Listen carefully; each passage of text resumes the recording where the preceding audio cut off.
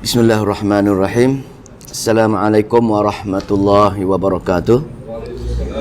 Alhamdulillah nahmaduhu wa nasta'inuhu wa nastaghfiruh wa na'udzu billahi min syururi anfusina wa min sayyiati a'malina. May yahdihillahu fala mudhillalah wa may yudlilhu fala hadiyalah. Wa nashhadu an la ilaha illallah wahdahu la syarikalah wa nashhadu anna Muhammadan abduhu wa rasuluh. Rabbi shrah li sadri wa yassir li amri wahlul 'uqdatam min lisani yafqahu qawli, amma ba'd. Alhamdulillah, kita meneruskan tadabbur kita malam ini surah Al-Baqarah, sambungan ayat yang ke-37. Ayat yang ke-37 surah Al-Baqarah. InsyaAllah kita baca sama-sama. Semoga Allah memberi taufik untuk kita, istiqamah dalam mempelajari ayat-ayat Allah Subhanahu wa ta'ala. Silap, rupa petik. Ayat 37 insyaAllah kita baca. A'udzubillahi minasyaitanir rajim. Bismillahirrahmanirrahim.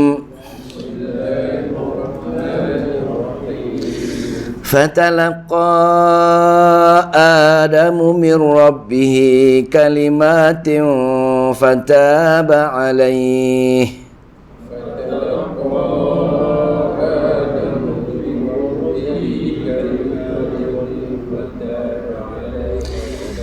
Innahu huwat tawwabur rahim.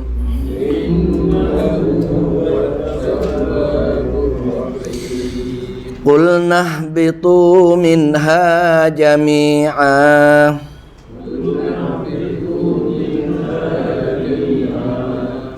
fa imma ya'tiyannakum minni hudan faman tabi'a hudaya fala khawf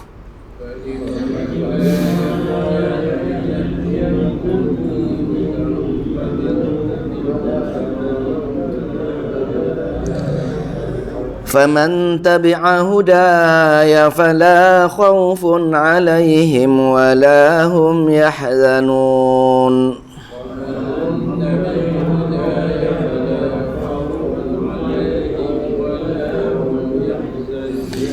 والذين كفروا وكذبوا بآياتنا أولئك أصحاب النار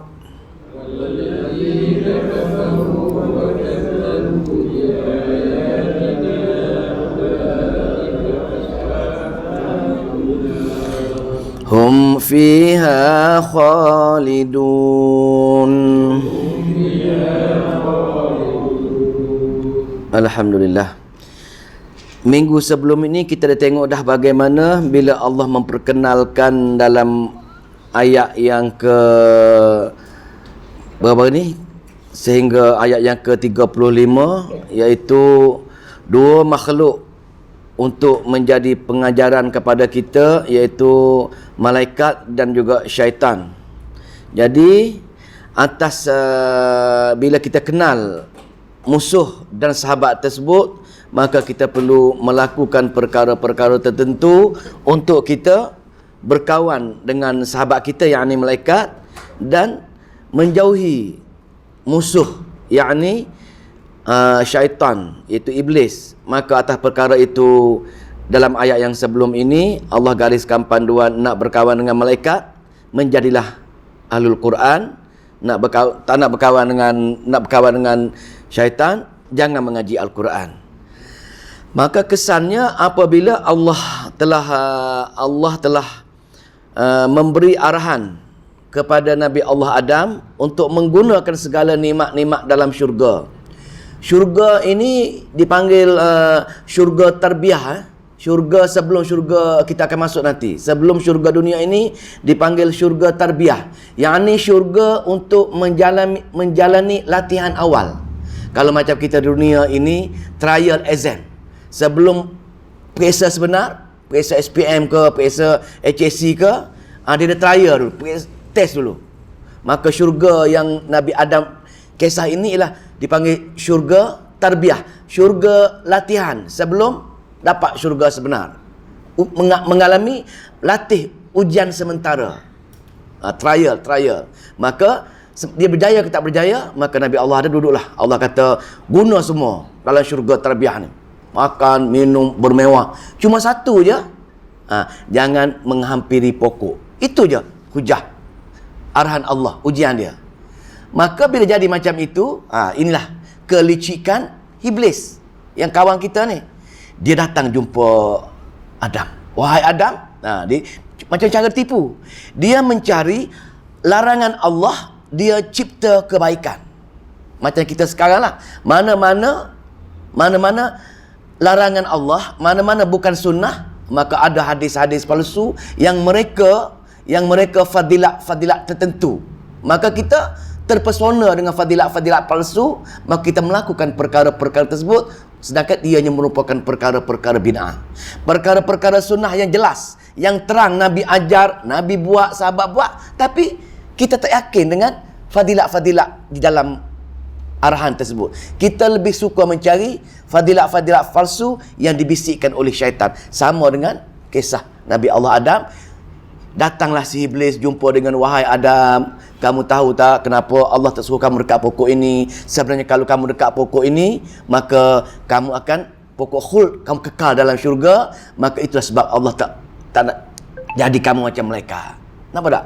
Dia reka cipta fadilat tertentu. Maka Nabi Adam dilupakan, maka terpengaruh dengan iblis. Maka Nabi Adam duduk, maka Allah perintahkanlah hukuman dia menjadi orang zalim. Maka dia diperintahkan untuk turun ke dunia. Turunkan dunia untuk menduduki ujian yang sebenarnya. Itu kisah dia minggu lepas. Maka ayat berapa tu? Fa'azallahuma syaitanu anha fa'akhrajahuma mimma kana fih. Maka datanglah syaitan membisikkan dengan Nabi Adam, maka dia terpedaya, dilupakan. Maka perintah Allah, wa qulna bitu ba'dukum li ba'din adu. Wahai Adam, turun ke dunia, di mana di dunia nanti semua penghuni dunia, sama-sama alam dunia, maka ba'dukum li ba'din adu. Di antara kamu semua musuh di antara satu sama lain. Maknanya di dunia ini penuh permusuhan. Allah dah jelas dah. Memang dunia ini tempat permusuhan, tempat tipu daya. Tafsir mengatakan di sini permusuhan di sini yang pertama, permusuhan di antara manusia dengan manusia. Dengki dengan B, iri hati dengan C. Macam itulah. Dia tak puas hati. Tak puas hati tengok orang lebih sikit, maka itulah permusuhan di antara manusia. Memang dah jadi macam ini, sunnah macam tu dah. Yang kedua, tafsir yang kedua, permusuhan di sini ialah permusuhan dengan syaitan yang sememangnya setiap masa selama-lamanya akan cuba membisikkan, menasihati supaya kita terpengaruh dengan dia. Permusuhan memang dia akan dah berjanji, bersumpah dia akan bermusuh dengan kita selama-lamanya. Dulu, kini dan selamanya dia dah berjanji, bersumpah, berikrar. Manusia musuh yang utama dia. Dia akan tipu macam mana pun. Tak kerja buat, tak tidur, tak apa kerja dia. Tipu kita kerja dia. Itu syaitan. Maka itulah permusuhan selama-lamanya. Maka syaitan akan pergilah. Iblis, jin, keturunan jin akan pergi membisikkan dengan manusia-manusia lain. Maka manusia yang berkawan dengan jin, maka dinamakan manusia syaitan. Syaitan yang berkawan dengan jin, syaitan jin. Maka dua-dua je sifat jahat. Dengan jin ke, dengan manusia ke, semua sama perangai syaitan kalau dia terpengaruh dengan bisikan-bisikan daripada ketua iblis yang nama sifat jahat dia syaitan. Maka ba'dukum li ba'din adu. Mereka dunia ni memang bermusuh. Maka walakum fil ardi mustaqarrun wa mata'un ilahi. Maka turun kamu ke bumi walaupun bermusuh, kamu ada satu ujian, tapi ujian atas dunia ini hanya sementara saja. Maka duduk di dunia untuk sementara saja, dan kemudian akan datang balik menemui aku tempat kekal di syurga sebenar nanti. Maka Nabi Adam pun dalam ayat-ayat yang lain. Maka dia pun turun, diperintahkan turun ke dunia. Mana-mana jin dihalau keluar ke pulau-pulau, ke laut-laut jin-jin. Dia lari daripada manusia. Cuma jin-jin yang manusia nak berkawan dengan dia tu, manusia yang telah mengaji Quran tu, dia datang berkawan. Itu je. Kalau kita ahlul Quran, dia lari jauh-jauh. Itu maka Nabi Adam pun, ini pengajaran dia. Ayat tadi, fatalaqa adamu min rabbih kalimatin fataba alaihi. Ini pun dia perengkasan dalam ayat-ayat yang lain. Bila Allah perintahkan Nabi Adam, Hawa dan juga keturunan-keturunan ke dunia, maka kekal di dunia. Maka Nabi Allah Adam dengan isterinya, bila diterima musibah, bila diterima hukuman, orang yang baik, ini pengajaran, orang yang baik ialah terima saja musibah, terima saja hukuman, dia cepat-cepat dengan segera memohon maaf dengan Allah Subhanahu Wa Taala. Ini pengajaran dia. Apa-apa musibah yang menimpa kita, apa-apa masalah yang menimpa kita, apa-apa saja kesalahan yang kita lakukan, laku saja, terus memohon maaf dengan Allah Subhanahu Wa Taala. Dalam kata lain, bertaubat, istighfar ke, bertaubat ke, bersungguh-sungguh, menyegerakan. Itulah kaedah yang Nabi Adam telah tunjukkan kepada kita, anak cucu dia ni. Maka dia berdoa kepada, wahai Allah, berbagai-bagai bentuk doa Nabi Allah Adam. Doa, ahli tafsir mengatakan banyak, ada mengatakan ribu-ribu doa diminta dengan Allah, tapi tak makbul. Sehingga mana? Sehingga fatalaqa ni bertalaki, diterima, diucapkan oleh Allah. Fatalaqa Adam min Rabbi, bertalaki Nabi Allah Adam dengan Rabbi, dengan Tuhannya, kalimatin, satu kalimah doa, kalimatin fataba alaihi. Untuk dalam dia berdoa dengan kalimah yang Allah ajar. Apa dia pengajaran kita? Pengajaran kita, nak buat sesuatu amalan mesti yang soreh dengan Al-Quran dan Al-Sunnah. Nabi Adam doa cara lain, Allah tak makbulkan. Bila Nabi Adam baca doa yang diajar oleh Allah, Rabbana zalamna anfusana, sehingga seterusnya itu, maka Allah terus ampunkan dosa dia. Maka kita pun, ibrah tu kita carilah doa-doa yang warid dengan sunnah, dengan Nabi. Zikir pagi ke, zikir petang ke, yang sahih, ataupun doa-doa daripada Al-Quran. Itulah doa mustajab, doa yang Allah makbulkan. Bukan tak boleh doa perkara doa yang kita reka sendiri. Bila kita doa, kita reka sendiri, kadang-kadang berjela-jela, kadang seolah nak mengajar Allah. Wahai Allah, nak sekian-sekian, jangan sekian-sekian, nak detail, begitu tak boleh. Doa ini secara umum. Sebab tu Nabi ajar doa hanya secara umum. Rabbana atina fid dunya hasanah. Mana kebaikan hasanah tu segala-galanya. Merangkumi rezeki, merangkumi kesihatan, merangkumi keluarga, itulah umumnya doa yang Nabi ajar. Tetapi kita tak puas hati dengan doa Nabi.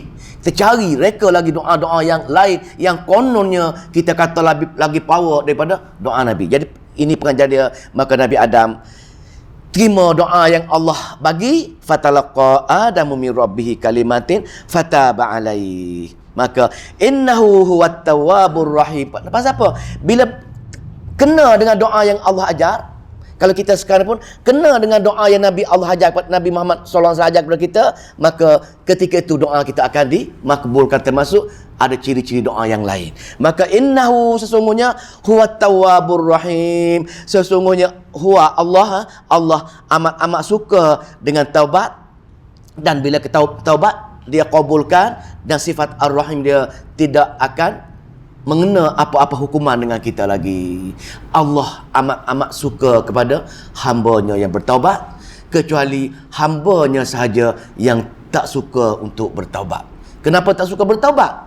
Dia cepat give up. Memohon ke, bertaubat ke, berdoa ke, dia tak dapat 2 kali, dia terus give up. Itulah fi'il manusia, pasal syaitan tadi mempengaruhi. Sedangkan Allah dah tunggu, bilalah hamba aku nak bertaubat dengan aku, bilalah hamba aku nak berdoa dengan aku. Mana hari-hari Allah sedang menunggu kita bertaubat, kita berdoa dengan dia. Allah amat suka kalau kita boleh melafazkan doa taubat dengan dia. Dalam satu hadis, kisah tu, pendengar kisah hadis ni. Hadis ini bagaimana musafir Arab, dia mengembara di padang pasir, naik unta dia. Dia mengembara tapi tak menyatakan tujuan dia. Dia berjalan dengan unta dia menentasi padang pasir. Dia rasa penat. Bekalan-bekalan dia tu atas unta semua. Maka dia berasa penat, dia pun tidur di bawah satu pokok. Pokok biasa pokok kurma lah, tapi tak nyata lah pokok apa. Tidur, terlap kat situ. Bila terlap kat situ, selepas dia terjaga, dia tengok unta dia tak ada dah. Orang Arab ini, bila unta, orang musafir di padang pasir, bila unta tak ada, pasti unta itu akan pergi beribu-ribu kilometer. Maka confirm dia akan mati. Pasal apa? Pasal unta dia akan berjalan, ikut kaki dia, pergi ke mana-mana. Dia nak pakai padang pasir. Dengan makanan tak ada, dengan minuman tak ada, dengan semua pokok-pokok tak ada. Maka dia sedang tidur, dia kata, mati dah aku, dia kata. Mati dah, aku mati sekarang. Pasal apa? Dia pun menunggu kematian dia. Menunggu kematian dia, bila nak mati ni, tertidur sekejap, terlak balik, terbuka balik mata dia, tengok-tengok unta ada di sebelah dia. Bukan main seronok dia.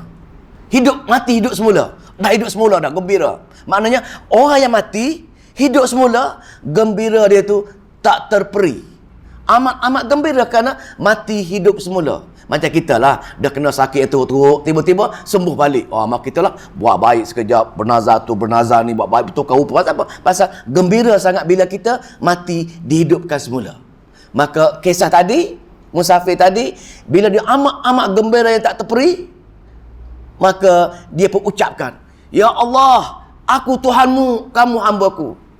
Maka amat gembira terbalik. Wahai Allah, kamu hamba aku Tuhanmu. Dia terbalik macam tu. Maka ada Nabi kata tersenyum. Maka Nabi kata, wahai sahabat, gembiranya orang tadi dengan kisah di hidup semula, Allah lagi-lagi gembira bila mendengar hamba dia melafazkan taubat kepada dia. Tengok betapa gembira sekali, betapa suka sekali Allah bila kita bertaubat dengan dia. Maka dengan kita bertaubat dengan dia dengan penuh keikhlasan, maka Allah kata, innahu huwat tawwabur rahim. Maka Allah akan kabulkan doa taubat kita, ampunkan segala yang kita minta dengan dia, dosa kita tadi. Maka dia dengan sifat Ar-Rahim dia tak sanggup lagi melihat kita menderita di hari akhirat. Pasal apa? Pasal Allah ada sifat Ar-Rahim, sifat kesian belas. Allah tak sanggup lagi melihat hamba dia yang sering berdoa atas dunia, bila pergi ke hari akhirat, sifat Ar-Rahim dia tak akan menengok lagi hamba dia sedih. Maka dia akan ampun segala dia, letak dalam syurga dia. Okey, itulah hebatnya Al-Quran. Maka kena banyak-banyak berdoa, banyak-banyak beristighfar, banyak-banyak bertaubat, kerana Allah sedang menunggu taubat daripada hambanya. 38, ayat 38. Qulna bitu minha jami'a. Ini sepatutnya ialah dalam Al-Quran, dia susunan itu bukan ikut time series. Dia mengikut nak ikut apa tu, pengajaran dia tu. Sepatutnya kalau kita baca tak faham lah, pasal tadi dah bertaubat dah. Ini baru hukuman. Allah firman Allah, qulna bitu minha jami'a. Firman Allah, wahai Adam, qulna ihbitu minha jami'a. Turun semua sekali ke dunia. Perintah hukuman dia turun jami'ah semua sekali lah. Dia, Hawa dan seluruh di pasal jami'ah ini kalimah yang nak ceritakan seluruh anak cucu cicit keturunan Nabi Adam akan kekal di dunia untuk mengalami ujian yang sebenar. Qulna bitu minha jami'ah. Turun semua sekali Adam, Hawa ke dunia, dan anak cucu kamu duduk atas dunia. Kenapa? Untuk menunggu ujian daripada aku. Itu kita dunia ni. Kita dunia ini nak buat ujian je. Nak periksa, nak test. Betul-betul periksa ni, bukan main-main. Apa dia soalan dia? Apa dia soal rizak dia? Fa imma ya'tiyannakum minni huda faman tabi'a hudaya fala khaufun 'alaihim wa lahum yahzanun. Fa imma, tunggu ya'tiyannakum tunggu, maka siapa kemudian jika datang kepada kamu petunjuk, minni huda, datang kepada kamu petunjuk, faman tabi'a huda, sesiapa yang dapat petunjuk tersebut. Kata ahli tafsir, petunjuk di sini ialah yang petunjuk sebenar ialah Al-Quran, hudan. Al-Quran lah hudan. Ada juga mengatakan pasal yang membaca Al-Quran ini ialah Nabi. Allah buat kitab, utuskan Nabi untuk Nabi baca Al-Quran. Maka segala tindak tanduk Nabi sebagai petunjuk, yang sunnah, dan juga Al-Quran pun sebagai petunjuk. Maknanya sebahagian besar ulama tafsir mengatakan huda di sini ialah sunnah dan Al-Quran. Maka sesiapa yang pegang betul-betul dengan sunnah, sesiapa yang betul-betul pegang betul-betul dengan Al-Quran, yakni Al-Quran sunnah, pegang amal dengan dia, maka hudaya fala khaufun alaihim walahum yahzanun, baru boleh datang menemui aku, boleh datang menemui Allah di hari akhirat tanpa rasa apa dia? Rasa takut dan duka cita lagi. Tak takut apa jadi akhirat neraka macam mana, pada masyarakat macam mana, alam barzah macam mana. Dah, orang beriman takut benda macam ni. Pasal selalu tengok Al-Quran, ancaman-ancaman Allah yang begitu ngeri. Dah, masuk alam barzah, kubur impit kita berselisih tulang rusuk. Duduk pada masyarakat, dah, matahari sekian-sekian, mengharungi peluh beribu-ribu tahun. Benda-benda yang amat mengerikan. Jadi Allah kata, kalau pegang Al-Quran, pegang sunnah, fala khaufun, tak payah takut lagi dengan akhirat nanti. Pasal apa? Pasal kamu dah jadi Al-Quran dah. Malaikat aku akan bersama-sama kamu dengan tolong kamu. Dah. Malaikat aku akan bersama-sama. Pasal apa? Pasal atas dunia, bila kamu pegang Al-Quran, pegang sunnah, kamu bersama-sama dengan malaikat. Jadi alam akhirat, malaikat aku akan duduk bersama-sama dengan kamu. Jangan takut lagi. Walahum yahzanun, dan tak payah duka cita lah nak tinggal dunia. Kereta besar macam mana, isteri ramai macam mana, lawa macam mana, kaya macam mana pun, tak payah risaulah.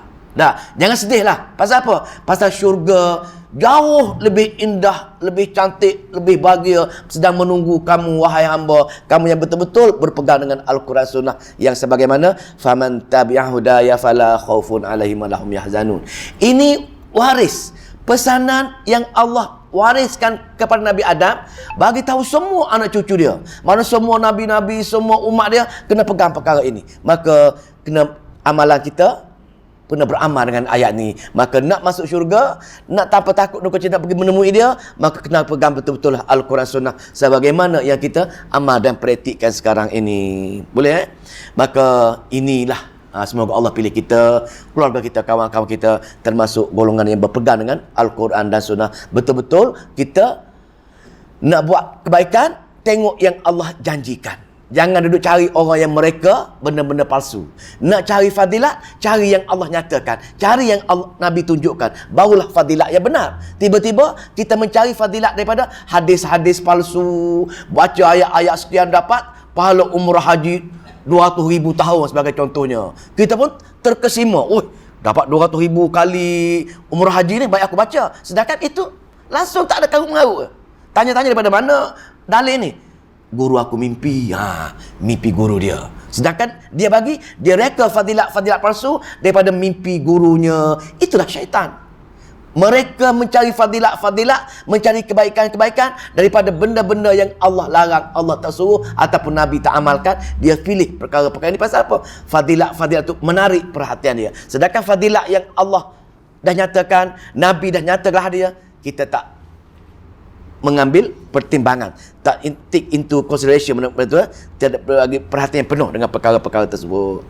Walau bagaimanapun, golongan-golongan yang tak nak, golongan-golongan yang mencari benda-benda fadilat-fadilat daripada orang-orang reka ini, orang yang tak nyatakan ini, dia buat juga perkara-perkara yang Nabi tak buat. Dia buat juga perkara-perkara yang Allah larang. Dia tak mengaji juga Al-Quran sebagaimana Allah suruh. Golongan ini, walladzina kafaru, dan golongan-golongan yang kafaru, golongan-golongan yang engkar. Kalau betul ni orang kafir lah, kita kalau baca dah.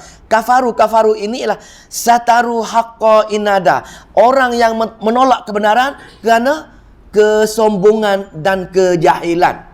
Itu kafir ni. Kafir ni bukan kafir Hindu, Buddha tu. Kafir siapa-siapa saja tak kira lah. Dia tolak kebenaran. Apa dia kebenaran? Al-Quran merupakan kebenaran. Dia tolak kebenaran yang Allah ceritakan. Dia tolak yang Nabi amalkan. Kenapa? Yang pertama, kerana dia sombong. Yang kedua, kerana dia degil. Dua ni yang puncanya. Maka itulah sataru. Maka wallazina kafaru, bila sebab dua perkara ini, dia sombong, dia degil, maka wakadzabu biayatina. Bila dia tak belajar, bila dia sombong, automatik segala amalan dia, segala akidah dia bercanggah dengan ayat-ayat Allah. Wakadzabu biayatina, dia mendustakan ayat-ayat Allah. Ayat Allah kata macam lain, amalan dia macam lain, kerana dia tak belajar dan kerana dia sombong. Maka masuk kategori wa kazzabu. Bahaya ni. Sebab tu orang tak mengaji Al-Quran, orang tak faham Al-Quran, dia termasuk kategori mendustakan ayat-ayat Allah. Dia terima tapi amalan tadi bercanggah dengan arahan Allah, maka termasuk larangan, tak sama. Wa kazzabu ayat. Maka untuk dia ni, berat ni. Untuk golongan ini Allah buat ayat ancaman. Dipanggil ayat takhwif ukhrawi. Apa dia? Ulaika ashabun nar. Ulaika, mereka tadi, mereka yang mendusta, mereka yang tak mengaji, mereka berbuat amalan-amalan khurafat jauh daripada yang dalil bukti tadi, maka mereka ini ialah ashabun nar, ahli neraka kekal. Ahli neraka. Ahli neraka ada dua. Satu, ahli neraka yang masuk sekejap keluar balik. Orang banyak dosa, orang bunuh orang ke, orang berzina ke, orang cakap bohong ke, apa-apa sajalah, orang putar alam semua ni, dia ni bukan ahli neraka kekal. Dia ahli neraka sementara. Tapi lamalah, jangan mimpi nak menilai, berdoa jangan pasal mungkin 1000 tahun, mungkin sejuta tahun, mungkin juta-juta tahun pasal dosa dia. Tetapi dia masih lagi ahli syurga. Dia bukan ashabun nar. Ashabun nar inilah orang kufur kepada kesyirikan kepada Allah Subhanahu wa taala. Syirik, kufur syirik, Allah tidak ada pengampunan bagi dia kecuali dia sedar dia buat syirik. Bagaimana cara dia nak sedar dia syirik? Hanya menerusi baca ayat-ayat Allah, Allah akan bagi tahu dia. Allah akan tunjukkan ini syirik, itulah. Kita belajar ayat-ayat Allah, mengambil perkara-perkara akidah, mengambil perkara-perkara tauhid dalam ayat-ayat Allah Subhanahu wa taala. Maka ashabun nar, golongan tadi, maka untuk mereka hum fiha khalidun, mereka kekal dalam neraka selama-lamanya. Maka selesailah satu bab bagaimana Allah memperkenalkan, wahai hamba, kalau kamu nak masuk syurga, kamu kenal musuh kamu. Kamu kenal kawan aku. Cara mana kamu nak menjauhi musuh kamu, cara mana kamu nak rapat dengan kawan kamu, ialah mendekati Al-Quran. Itu kesimpulan dia, Al-Quran. Selesai satu bab. Maka masuk ayat yang ke-40. Ayat ke-40. Ini dipanggil ayat-ayat apa dia? Kisah dunia. Ayat ini Allah nak ceritakan kisah sombongnya orang Yahudi, dipanggil ayat takhwif duniawi, ayat-ayat ancaman dunia. Bagaimana kezaliman, bagaimana kesombongan orang Yahudi yang Allah akan bongkarkan kisah kejahatan dia, takut ciri-ciri dia ada pada kita. Maka ayat 40 hingga ayat 123 tu, hampir separuh daripada Al-Quran surah Al-Baqarah cerita bab orang Yahudi. Orang Yahudi ini, bagaimana dia, bagaimana keluarga dia, bagaimana ajak semua, cerita dengan detail sekali. Sebab apa? Sebab mula-mula kalau kita mengaji surah Al-Baqarah, ada 4 golongan yang Allah kata masuk neraka Jahannam. Yang pertama Yahudi, yang kedua Nasara, yang ketiga munafikin, yang keempat musyrikin. 4 golongan ini semua masuk neraka Jahannam. Maka kita belajar surah Al-Baqarah, kita ambil kaum yang pertama, yakni bangsa Yahudi. Surah Al-Imran, kita tengok orang Nasara. Itulah dia detail satu surah Allah akan ceritakan kupas dengan begitu detail sifat-sifat perangai-perangai orang Yahudi, takut sifat tersebut ada pada kita. Kita baca. Ya Bani Israel. Wahai Bani Israel. Apa dia Israel? Israel ini kalau ikut bahasa Hebrew ialah apa dia? Hamba Allah, pilihan Allah, ataupun nama yang kedua untuk Nabi Allah Yaqub. Nabi Ibrahim ada 2 anak. Satu anak dia Ismail, satu anak dia nama Ishak. Ishak ini jalur dia, anak Ishak nama dia Yaqub. Yaqub nama dia Yusuf. Dia kata susu dia tu pergi kepada Israel. Daripada Ismail, Arab. Nabi besar Nabi Muhammad sallallahu alaihi wasallam. Jadi kalau tengok di sini, apa hubungan Nabi kita dengan Bani Israel ni? Seolah-olah Nabi Ismail dengan Nabi Yaqub ialah siapa dia? Anak saudara dia aja. Nabi Ismail adik-beradik Nabi Ishak. Nabi Yaqub anak Nabi Ishak. Maknanya Nabi Yaqub anak saudara kepada Nabi Ismail. Apa hubungan dengan Nabi kita? Nabi kita pun seolah-olah dari segi susu galuh, pak saudara dengan anak saudara je sebenarnya. Kita dengan Israel ni pak saudara anak saudara je. Sebab tu Allah cerita banyak sekali cerita bab bangsa Nabi Musa, bab bangsa Israel dalam Al-Quran, pasal lapak sangat dengan Nabi besar kita Nabi Muhammad sallallahu alaihi wasallam. Jadi seolah di sini, ya Bani Israel, wahai keturunan Nabi Allah Yaqub. Begitu kesimpulan dia. Wahai anak cucu cicit Nabi Yaqub. Tapi kenapa Allah tak gunakan nama Nabi Yaqub? Ahli tafsir mengatakan Allah pilih Israel kerana orang lebih minat, bangsa Israel lebih minat baik, lebih minat bertukar daripada jahat kepada baik, pasal lembut. Macam kita dengan keluarga kita lah, ada kalau kita nak kita ada satu keluarga besar, tok nenek kita ada seorang yang popular. Wahai anak cucu atuk lebay, dululah tok kita lebay seorang, maka cucu cicit kita degil. Itu wahai keluarga anak cucu cicit tok lebay, macam itulah. Maknanya nak suruh orang pegang betul-betul yang anak pok lebay tadi supaya berubah perangai. Maka di sini Israel ini nama untuk Nabi Allah Yaqub. Israel hamba Allah, pilihan Allah. Wahai Nabi Yaqub, uzkuru ni'mati allati an'amtu alaikum. Uzkur. Apa dia? Ingatlah. Tengok ni. Allah memesan. Allah memberi ingatan kepada bangsa Israel. Wahai bangsa Israel, ingatlah, kenanglah. Itu tafsir yang pertama lah. Tafsir yang kedua, wahai bangsa Israel, berbincanglah sesama kamu, muzakarahlah bersama kamu, berbincang dengan kamu, uzkur, berbincang sama kamu tentang banyak sangat nikmat-nikmat yang aku telah bagi kepada kamu. Nak cerita di sini, Allah nak ceritanya, nikmat yang Allah bagi kepada bangsa Israel ini tak terkira banyaknya.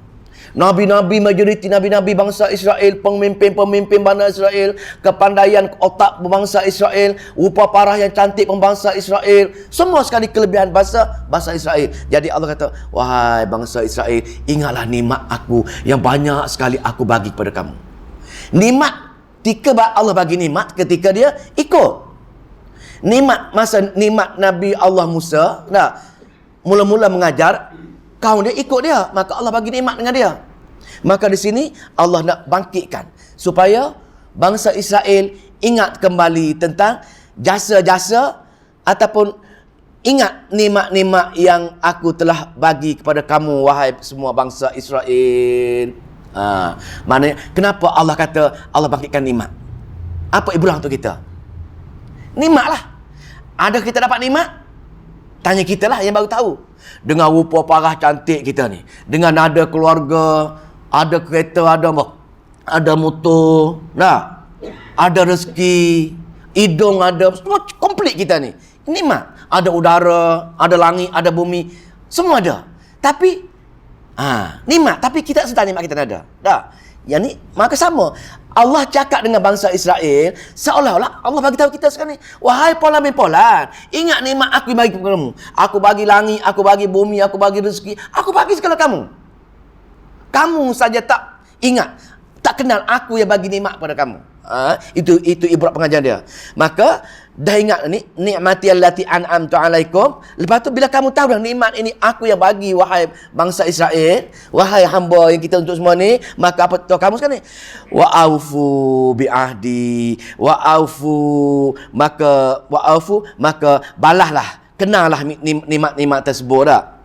Maknanya wa aufu bi ahdi, sempurna. Wa aufu ni balahlah, sempurnalah perjanjian atas nikmat yang aku bagi pada kamu tu.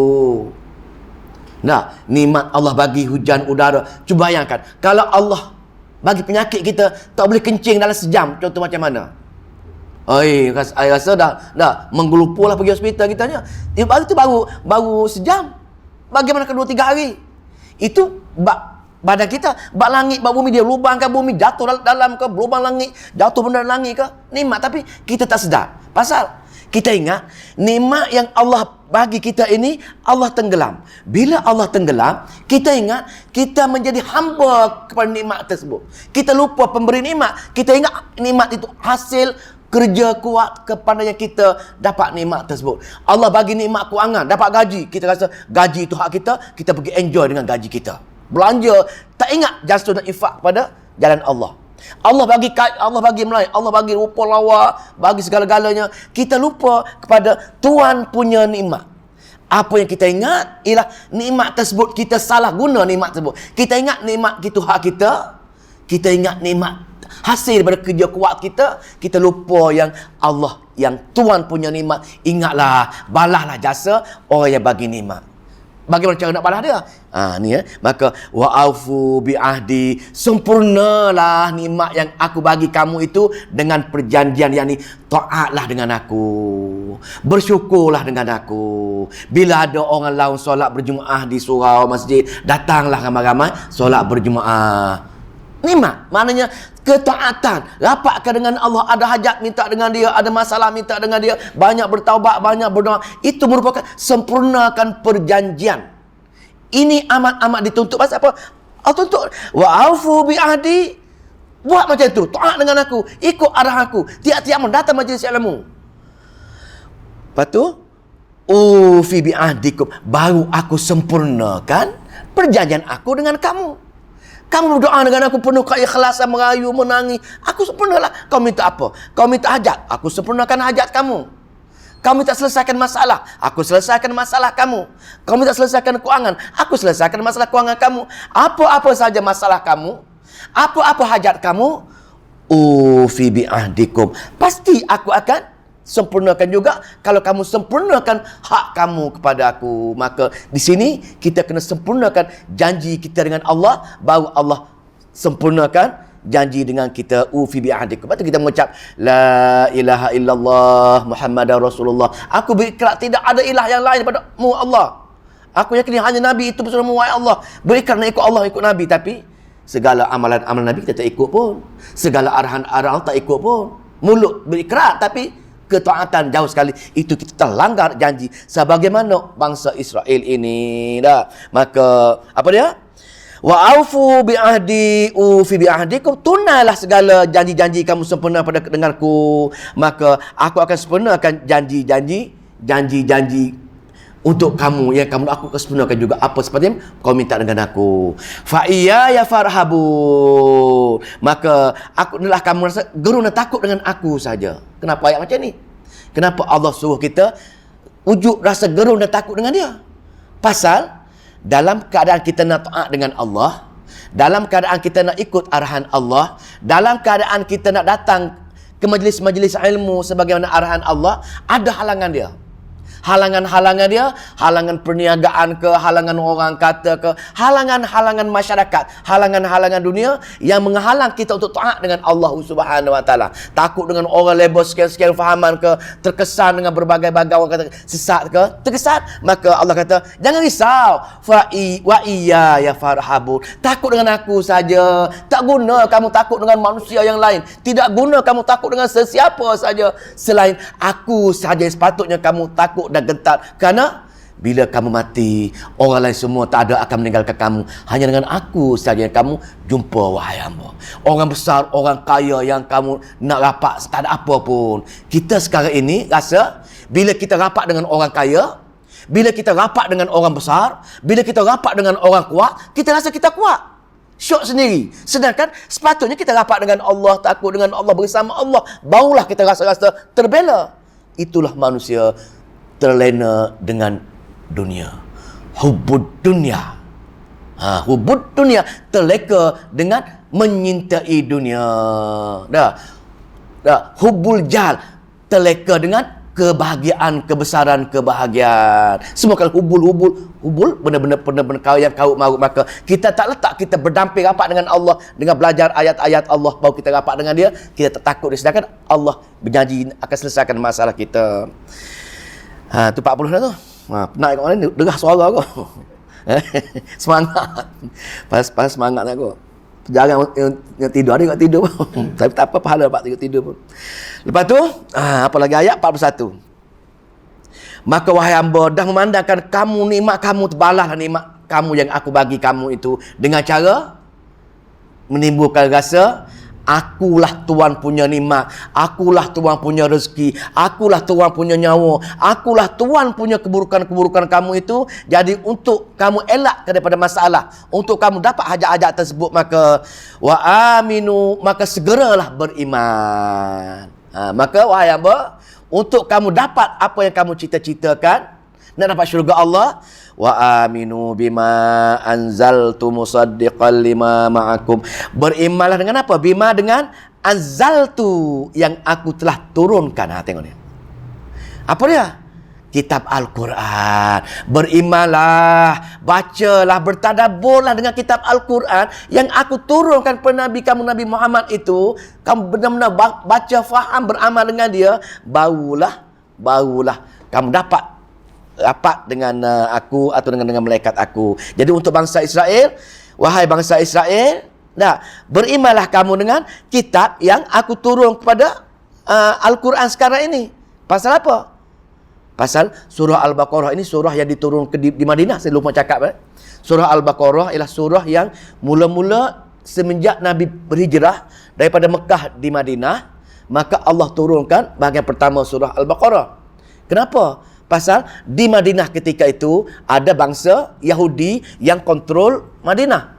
Bangsa Yahudi daripada Syam, daripada Yaman. Dia datang, dia tokoh peniaga. Dia ada kehebatan akal fikiran, kehebatan segala-galanya. Dia datang untuk apa datang Madinah?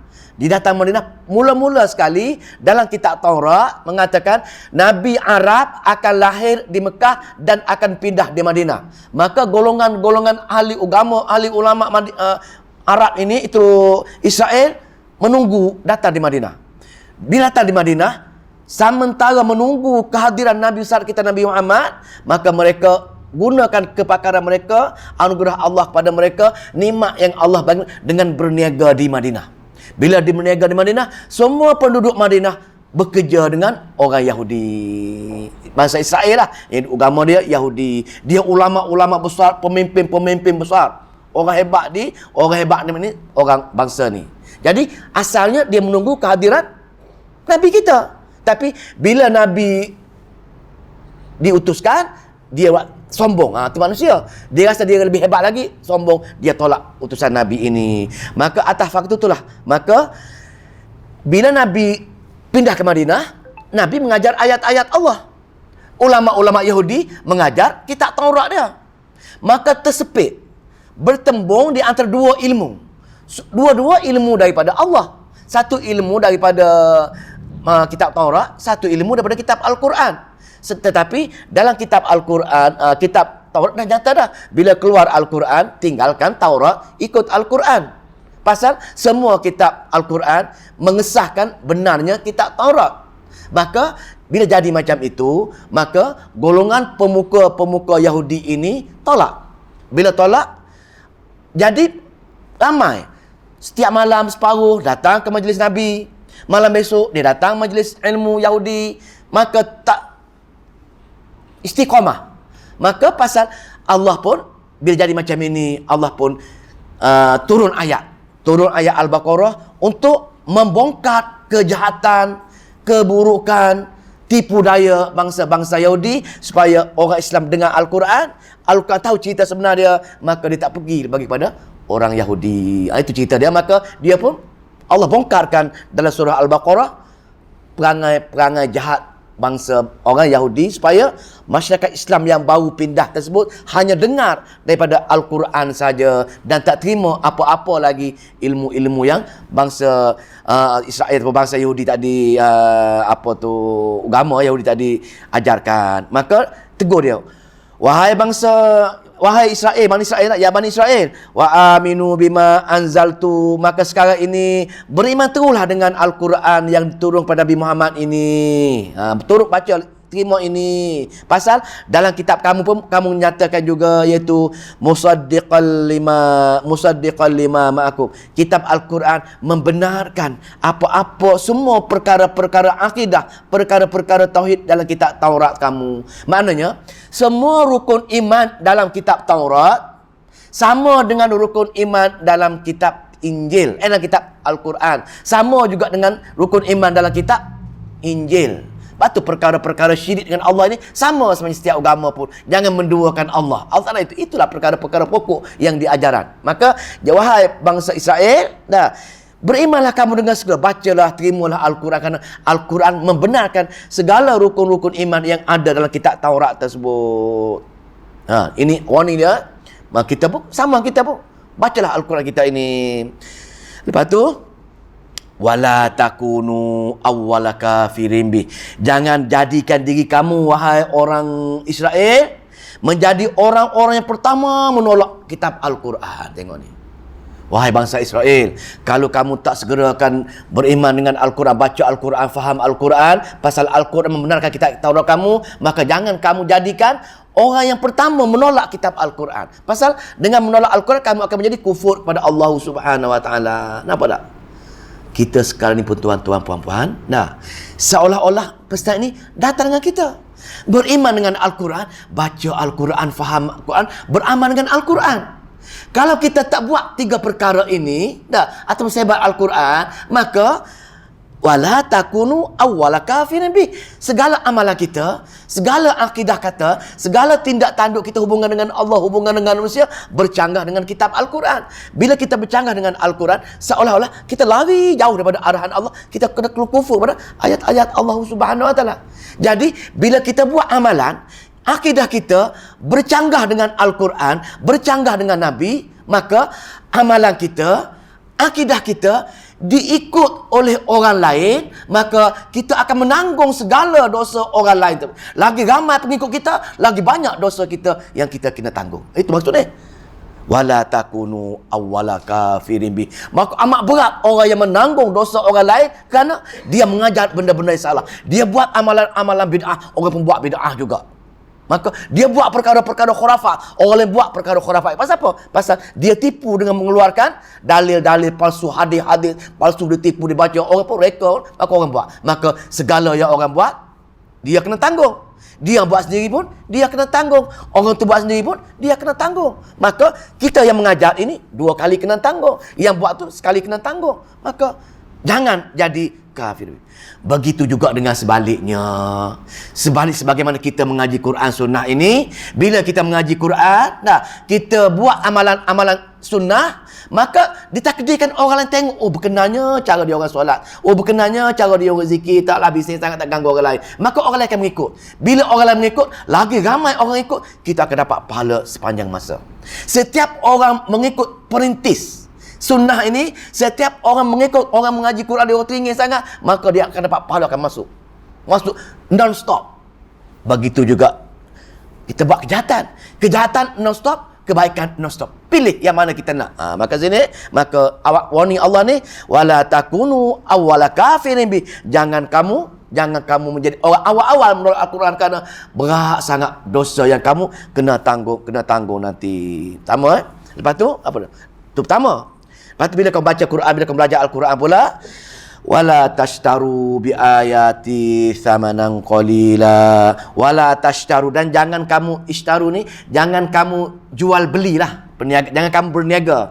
Jangan kamu berniaga bi ayati, dengan ayat-ayat kami, thamanan, dengan harga qalilan, harga yang murah, harga yang rendah sangat.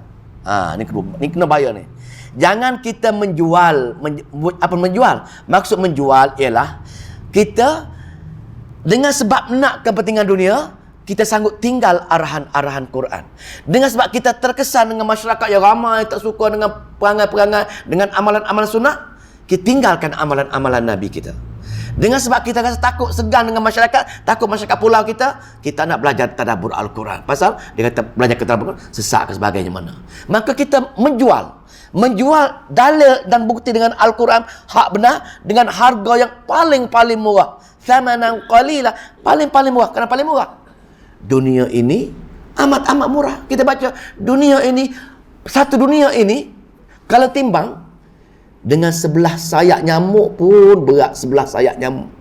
Yang kita takut dengan dunia, yang kita duk kejar dunia ini, Allah kata dunia dan seisinya ini kalau timbang, letak timbang tu, dengan 11 sayap nyamuk pun berat.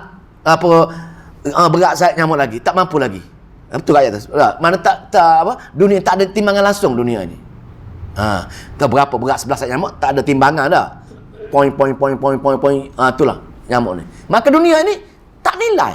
Tetapi kita hubud dunia, ahli dunia, menyintai dunia. Kita anggap dunia ini segala-galanya. Umur dah 60-70 dah. Syok lagi dengan dunia. Nak lagi dunia. Pasal apa? Pasal hubud dunia. Hubul jal, nak pangkat, nak kuasa, nak kemewahan. Hubul dunia, hubul jal. Semua sekali kita nak perkara ni. Hubul jal, hubul dunia, nak benda tu. Maka di sini wala tashtaru bi ayati thamanan qalil. Jangan kamu tukar ayat Al-Quran ataupun untuk orang ni dengan kemenangan dunia. Ini ada asbab nuzul, asbab nuzul. Bila di Madinah, satu tokoh yang paling kaya, nama tak ingat nama dia, Ka'ab bin Ashraf. Tokoh yang paling kaya, paling popular di Madinah. Dia membelanjakan semua sekali guru-guru, ustaz-ustaz Yahudi, dia belanja semua. Nak apa? Dia bagi mewah, mewah, semua mengembangkan ajaran dia. Pasal dia nak dunia. Tapi kena ikut dia lah. Maka satu hari dia risau. Dia risau pasal pengikut Nabi Muhammad sallallahu alaihi wasallam makin ramai. Makin hari makin ramai. Dia kata, tak boleh jadi ni. Nanti kita punya komiti, kita punya masyarakat akan berkurangan. Lagi ramai penyokong Muhammad. Maka dia panggil ustaz-ustaz Yahudi. Panggil semua.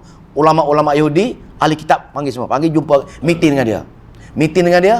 Dia kata, wahai ulama-ulama, apa pendapat kamu tentang ini Muhammad? Dia kata, dalam kitab Taurat kamu, apa dia ni?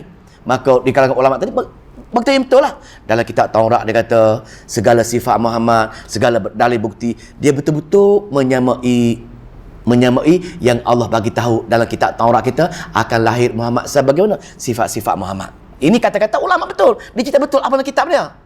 Maka sampai pada Ka'ab bin Ashraf ini, dia katakan, tak boleh jadi wahai ulama, kalau macam ini, habislah pengaruh kita. Maknanya pengaruh kita akan terhakis. Pasal orang baru dah masuk, guru-guru kita akan menjadi murid. Orang kaya kita akan menjadi pekerja balik, semua akan bertukar. Pasal apa? Dunia akan bertukar, akan pergi mana Muhammad, kita akan menjadi miskin. Ada cara tak kamu boleh tafsir ayat ni balik? Maka dia pun sekejap, Ka'ab kata, kita balik meeting sekejap. Aku pun dia kata, baca ayat tersebut secara tak berfikir pun. Dia cuba tengok cara tu. Cara ulama yang nak jual kitab ini, dia melubah dah. Bila ketua dia tanya sikit, ada cara tak? Supaya jangan ceritalah benda Muhammad ini. Dia cakap, Ka'ab dia kata, kami pun baca secara sepintas lalu je ayat kitab Taurat tersebut. Tak fikir pun. Nanti kan fikir balik, dia pun keluar meeting balik ulama tadi di luar rumah Ka'ab. Keluar balik, bagaimana cara nak memuaskan hati pemimpin dia. Maka fikir kita mengatakan tak betul. Sebenarnya dalam kitab kita, segala yang cerita pasal Muhammad itulah Dajjal, dia kata. Maka dia ubah kitab dia. Dia ubah matan kitab dia tadi. Menggantikan Muhammad tu dengan Dajjal. Dia masuk balik, jumpa dengan Ka'ab balik. Wahai Ka'ab, kami tengok dah dalam kitab semula, kitab Taurat, dengan detail sekali bahawasanya dalam kitab kita ada menyatakan, tapi yang Muhammad ini adalah sebagai seorang Dajjal. Tengok. Dia jual ayat-ayat kitab Taurat, ayat-ayat Al-Quran dengan murah. Pasal apa? Pasal pengaruh kewangan, pengaruh dunia tadi amat-amat penting bagi dia, dan segala Al-Quran dia sanggup tinggalkan. Maknanya wala tashtaru sini ialah mereka menolak ini ialah yang pertama terjemah yang lain. Yang kedua, mereka tak ubah matan dia, tapi Al-Quran matan Allah akan jaga. Al-Quran sehingga mula-mula itu hingga akhir Allah akan jaga kitab Al-Quran. Tidak ada ruang untuk menipu matan. Tapi Al-Quran orang menipu dari segi tafsiran dia yang memenuhi kehendak pelaku-pelaku khurafat dan pelaku-pelaku bid'ah tadi. Dia akan reka supaya Al-Quran tafsir dia menyembelihi dia. Dia tak berpegang pada tafsir ulama yang muktabar.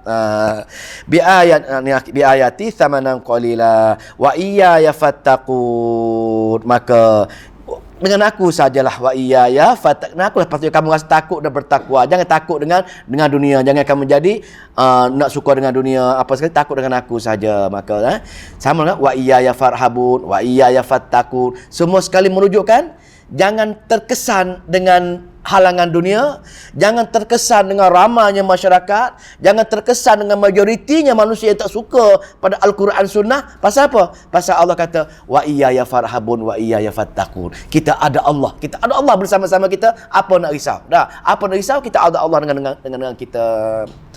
Wa akhir fala talbisul haqqo bil batil wa taktumul haqqo wa antum ta'lamun. Dan janganlah kamu campurkan hak dengan yang batil. Jangan campurlah yang hak dengan yang salah, yang benar yang salah itu dalam Al-Quran. Maka dan wa taktumul haqq, dan jangan kamu sembunyikan yang benar itu. Pasal jangan kamu mengetahui dia. Ini maknanya huraian kepada perkara tadi, ataupun juga perkara-perkara maknanya jangan kita campurkan amalan-amalan di antara sunnah dengan bid'ah, dengan khurafat dengan perkara-perkara apa tu tauhid. Yang kita buat perkara sebab inilah merupakan dua-dua perkara yang kita jauh sangat tak takut dengan Allah Subhanahu Wa Taala, sedangkan wa antum ta'lamun, sedangkan kamu mengetahui segala-gala tersebut. Inilah ayat-ayat ini sebenarnya banyak sepatutnya para ilmuwan kita baca Al-Quran, baca hadis, dia tahu, tapi demi nak menjaga masyarakat, demi nak jaga segalanya, mana Allah niat, bukan Allah ibrah kita boleh ambil ayat ni, wa antum ta'lamun, kamu tahu semua itu tak ada dalil tapi kamu buat juga. Pasal apa? Pasal nak suruh masyarakat suka dengan kamu. Apa salahnya? Ini perkara ni. Maka wa antum ta'lamun, kamu tahu tapi kamu buat juga. Kamu terkesan dengan dunia.